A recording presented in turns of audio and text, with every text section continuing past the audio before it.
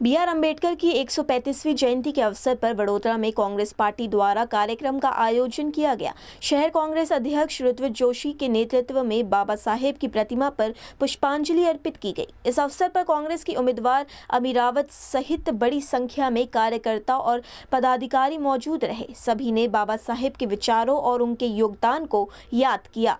भारत देशना બંધારણના ઘડવૈયા ડોક્ટર બાબા સાહેબ આંબેડકરની જન્મ જયંતિ નિમિત્તે વડોદરા કોંગ્રેસ પરિવાર એમની પ્રતિમાને અમે પુષ્પાંજલિ કરીને સતત નમન કરીએ છીએ અને આજે આખા દેશમાં આપણે એમને યાદ કરીએ। એમના દ્વારા જે બંધારણ બનાવવામાં આવ્યું અને બંધારણમાં નાગરિકોને જે મૂળભૂત અધિકારો જે હક્કો આપવામાં આવ્યા, આજે ભાજપાના શાસનમાં એ અધિકારો હક્કો છીનવાઈ રહ્યા છે।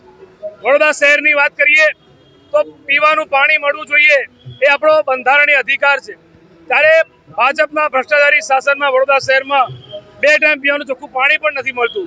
એવું તો આ લોકોએ શાસન કર્યું।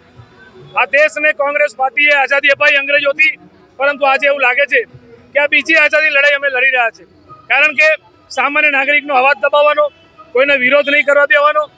કોર્પોરેશનની ચૂંટણી આવી રહી છે ત્યારે એક વાત ચોક્કસ કહેવા માંગીશ કે જેવી રીતે ગઈકાલે ચકાસણી થઈ એમાં અમારા કેટલાક ઉમેદવારોને સોફ્ટ ટાર્ગેટ બનાવીને પોલીસના માધ્યમથી કે બીજા ત્રીજા માધ્યમથી એમને ટાર્ગેટ કરવામાં આવ્યા।